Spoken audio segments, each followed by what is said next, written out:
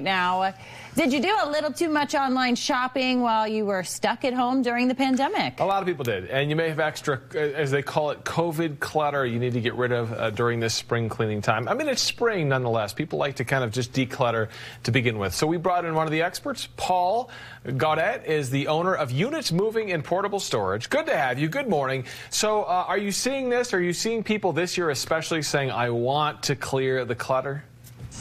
We are. We definitely are seeing an earlier rush on spring renovations and spring cleanings than we saw last year. All right, so a complicated task, or it can be. Where do you start? Well, I think that, you know, as we look at this over the last year and everything that changed, kicking the COVID clutter. Last year I was on your show, and thank you. It was about the changing of the inside of the house. Kids were coming home from college early. People were moving home because their jobs had changed. And so that was kind of the first inclination. And now you're at a point. Last year, grocery sales, you ready? Grocery store sales were up 17%. You had weight sales. Plate weight sales alone were up 2,000% according to eBay, plus record years for home gyms and weight benches and other things that take up a lot of space. Furniture sales and appliance sales last year topped $12.1 billion.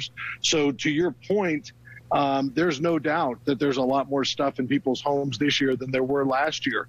Some of it's needed, some of it's not. Homes have turned into gyms, homes have turned into classrooms, homes have turned into offices, and people are learning that they don't have to return to work. So 25% of the people out there say they want to renovate. So what we suggest you do is start with the hardest areas. Start with closets, start with those rooms that are full.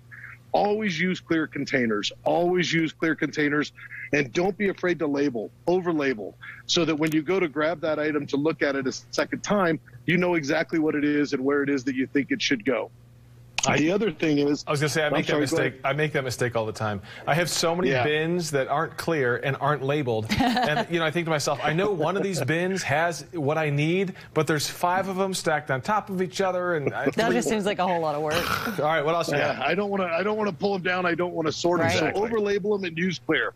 The other thing is our closets are our easiest place. And we go through and we sort the closet, but you still end up with a lot of goods that you're like, I don't know if I like that shirt. I don't know if I don't.